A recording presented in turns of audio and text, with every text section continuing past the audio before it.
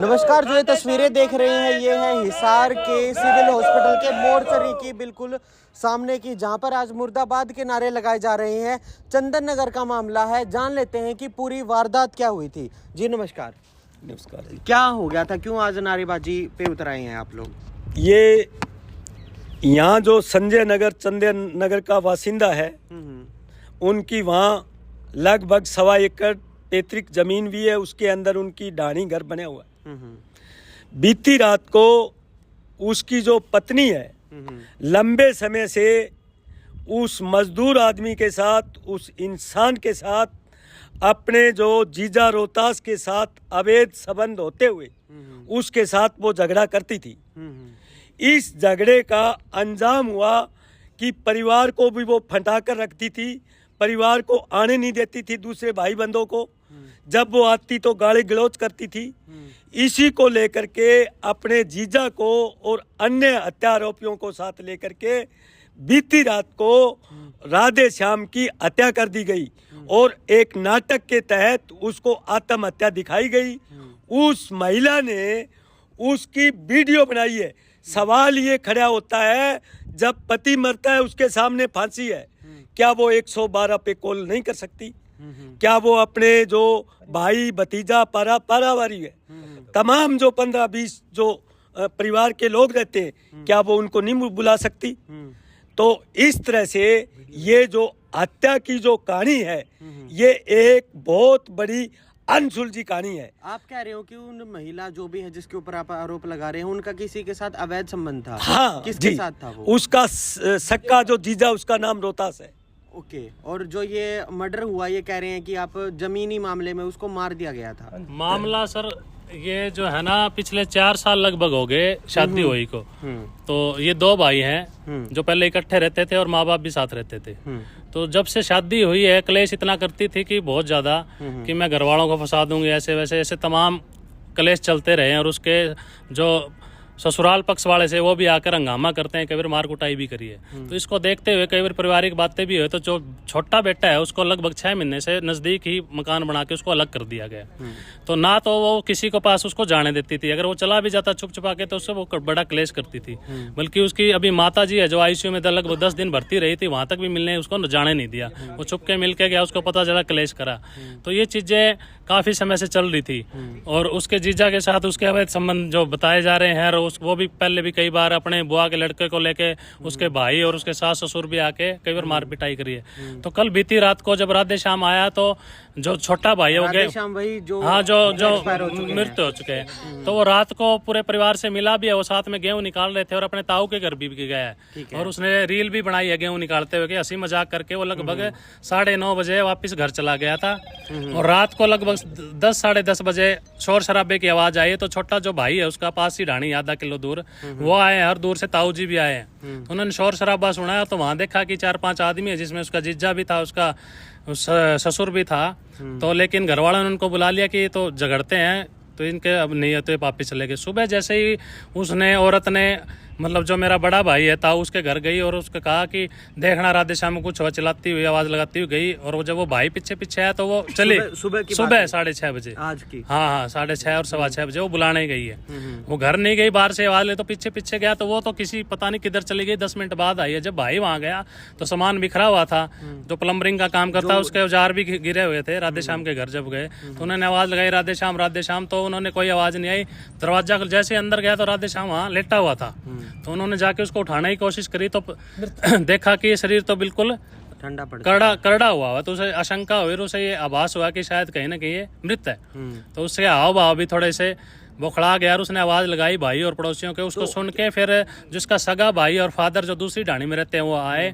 आने के बाद उन्होंने देखा क्या है, तो उन्होंने पूछा तो क्या, मुझे तो पता नहीं। रात को उसने वीडियो भी बनाई है, जो उसने वायरल कर दी, अपनी बहन को भेजी है। उसकी बहन ने मेरे एक दूसरे भतीजे को भेजी है सुबह। और वो वीडियो जब हमने वहाँ देखा तो उसके फोन में पुलिस वाली आई, तो लगभग 11:30 के आसपास उसने वो वीडियो बनाई और फोटो खींची है। उस वीडियो में क्या है कि जो राधे श्याम भतीजा था वो फांसी खाने की कोशिश कर रहा है और वो उसकी वीडियो बना रही है। अच्छा। हाँ, जबकि किसी का अगर आदमी या कोई भी आत्महत्या करता है उसकी आप वीडियो बनाएंगे, उसको बचाएंगे। उसके बाद उस महिला से जब पूछा गया, पुलिस के द्वारा भी, आमजन के द्वारा या मेरे द्वारा भी पूछा गया, जैसे हम सुबह 7-8 बजे तक लगभग बहुत लोग वहाँ पे पहुंच चुके थे और 8:30 के करीब पुलिस भी पहुंच गई थी और 112 उससे भी पहले पहुंची। पूछने पर उसने बताया कि रात को इसने फांसी खाने के ड्रामे करे और मेरे साथ झगड़ा किया, मारपीट की। फिर ये ना, मैं फांसी तो नहीं लगाई, इसने नीचे उतार के मैंने इसको पानी पिलाया, ये सो गया, लेकिन सुबह ये मृत मिला। तो ये कोई बात पचने वाली है नहीं किसी भी तरह की। और जब वहाँ टीम पहुंची तो उससे भी सवालों का जवाब उसने सीधा साधा नहीं दिया और बहुत ही बदतमीजी से उसने बात करी, जिसके साथ भी उसके बावजूद भी कुछ सामान वहाँ पे पड़ा था, कोई ऑटो का ऐसे खिड़की टाइप, जो कि वो पड़ोसियों के रख के आई है सबके सामने, जबकि वहाँ मौजूद थे 100-150 लोग और पुलिस प्रशासन भी मौजूद था। जब किसी घर डेड बॉडी पड़ी हो, क्या वो किसी का सामान रखनी थोड़ी जाएगी? पूछने पे कहा ये तो जो ऑटो वाला आता है स्कूल वाला बच्चों को लेने, उसकी साइड स्पॉट खिड़की है। उसके बाद जब फोरेंसिक रिपोर्ट ने वहाँ पे सर्च किया और सर्च होने के बाद लास्ट में जब तलाशी ली गई तो उससे पूछा ये बैग का है, तो उस बैग में उसने सारा अपना सामान पैक कर रखा था और एक स्कूल बैग था जिसमें बच्चों की किताबें होनी चाहिए, जबकि वो बच्चा बहुत छोटा है, 4 साल का, नर्सरी में जाता है, 2-3 किताबें होती है। जो लोग फुल्ला होने के बावजूद उसके अंदर देखा गया तो उसने अपने सारे डॉक्यूमेंट्स, घर के कुछ अपनी ज्वेलरी और काफ़ी सारे डॉक्यूमेंट्स और बहुत सारी चीज़ें, उसमें एक फ़ोन अलग से भी पाया गया जो उसमें छुपाया गया था। तो ये सारी बातें संदिग्ध थी और उसने किसी भी तरह का जवाब जो है संतुष्टिपूर्वक किसी को नहीं दिया। वो कहा मैं तो बाहर आके सो गई थी, मुझे पता नहीं है। फिर बाद में अड़ोस पड़ोस से पता चला कि रात को गाड़ियां भी यहाँ पे आके गई है, लगभग 11:30 बजे या 12 बजे अंदाजे से उन्होंने बताया। तो कहीं ना कहीं ये साफ पता चलता है कि एक क्लियर हत्या है, क्योंकि वो काफ़ी समय से परिवार को तो उसने अलग कर दिया, क्लेश के चक्कर में हमने परिवार को अलग कर दिया था, अलग मकान बना दिया, दूसरे भाई इस पे क्लेश ना हो। हालांकि वो भी शादीशुदा, 2 बच्चे इसके भी हैं और उसके भी है। तो इस दौरान जब उससे पूछा गया कोई संतुष्टि जगह उसने जवाब नहीं दिया है और काफी समय से वो प्रेशर बना रही थी कि मेरे नाम मेरी जमीन करवाई जाए। तो सारी पुलिस रिपोर्ट होगी है, उसके खिलाफ 302 का मुकदमा भी दर्ज हो, उसके भाई ने, उसके जीजा का, उसकी बहन का, उसके माता पिता का, भाइयों का। जो आप वो लेडी और जो उनके जीजा है वो कहाँ पर है अभी? मौके पर तो लेडीज तो घर ही थी और जीजा और उनका हमें पता नहीं। हमें तो लगभग सुबह 11-12 बजे तक तो कोई आया नहीं था, उसके बाद हम सुबह से यहीं है तो हमें पता नहीं वो कहाँ है क्या। तो उनके घर से अभी कोई आया हुआ है? नहीं, हमारे पास कोई नहीं आया, किसी तरह का नहीं आया। अभी हमें सूचना मिली है कि गाँव में शायद किसी और के घर आए हुए, वो हमारे घर नहीं आए अभी तक। बिल्कुल। हाँ जी। तो अभी आप क्या चाहते हैं, क्या मांगे हैं आपकी? देखो जी, जो पोजीशन है, जो एसएचओ साहब ने भी सुबह फोरेंसिक टीम में ने भी कहा है कि उससे ये अंदाजा तो हो गया कि कहीं ना कहीं दाल में काला नहीं, पूरी दाल ही काली है। तो उनको पूछताछ के लिए तुरंत उनको गिरफ्तार करना चाहिए था।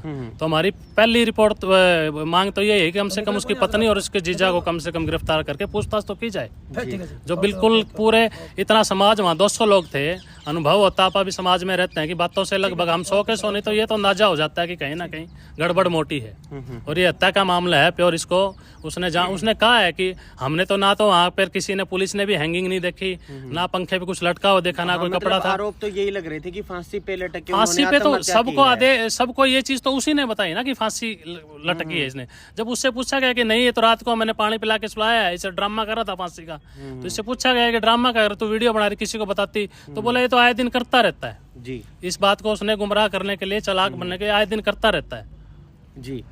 बहुत बहुत धन्यवाद सर। तो अभी जो ये मामला है ये चंदन नगर का निकल कर आया है, जहाँ पर सरासर ये आरोप जो महिला के द्वारा लगाए गए थे कि जो उनका राधे श्याम नाम बताया ना आपने, राधे श्याम है, वो सुबह रात को यानी कि फांसी लटकने की कोशिश कर रहा था और जब उनके भाई वगैरह उनके घर पर पहुंचने के बाद उसको देखा तो वो बेड के ऊपर था, हाथ वगैरह लगाने की कोशिश की तो उनका जो शरीर था वो बिल्कुल अगड़ा हुआ था। अंदेशा यही लगाया गया कि शायद वो मृत हो चुके हैं। और जो ये बार बार एक खबर निकल कर सामने आ रही थी कि शायद उस राधे श्याम ने फांसी लगाई है, लेकिन फांसी पर लटका हुआ किसी ने नहीं देखा। और जितने भी गाँव के लोग हैं वो सिर्फ यही आरोप लगा रहे कि शायद इसके पीछे जो मर्डर का है केस ना बन जाए, कहीं उस महिला ने उसकी जो मौत है वो मर्डर है वो ना कर दिया हो। बाकी उस महिला से भी बात करने की कोशिश करेंगे और जो ये कह रहे हैं कि उनके जीजा के साथ उस महिला के अवैध संबंध है उनसे भी बात करने की पूरी कोशिश करेंगे और जानेंगे क्या मामला है। हाँ जी, देखिए, क्या कोई आदमी अगर फांसी लगा रहा हो किसी का पति, क्या उसकी पत्नी उसका वीडियो बनाएगी?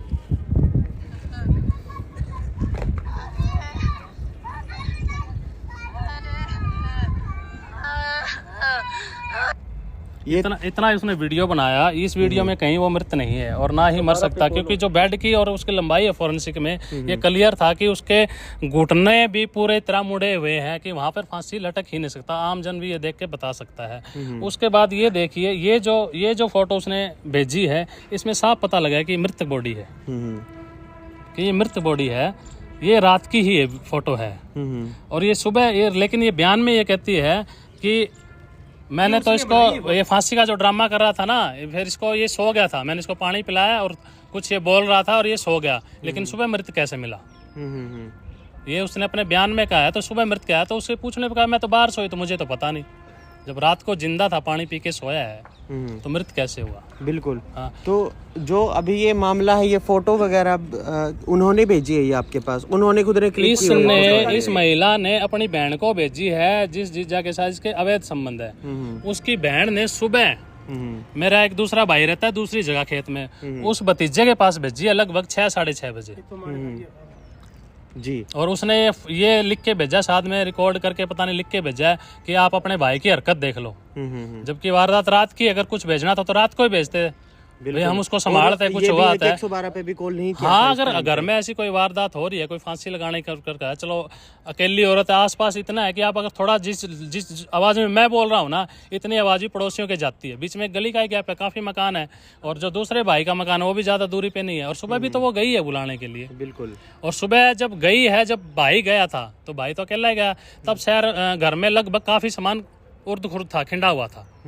और उसने 10 मिनट के अंदर, 5 मिनट के अंदर, जब और लोग आए 5-7 मिनट में, दूसरा भाई है, उससे पहले उसने सारा सामान मतलब कि ठिकाने लगा दिया। और उसने अपना बैग भी पैक कर रखा था जाने के लिए। अब वो क्या उसकी मंशा थी क्या नहीं थी, वो साफ सफाई में करा, सबूत मिटाने के लिए करा, क्या नहीं करा, वो तो फॉरेंसिक में आ ही जाएगा। जब फॉरेंसिक ने उससे पूछा, जैसे कि मैंने आपको पहले बताया कि स्कूल बैग में इतना सब कुछ डाल रखा था और उसका फ़ोन भी उसमें छुपा हुआ था, और अपना फ़ोन भी उसने छुपा रखा था।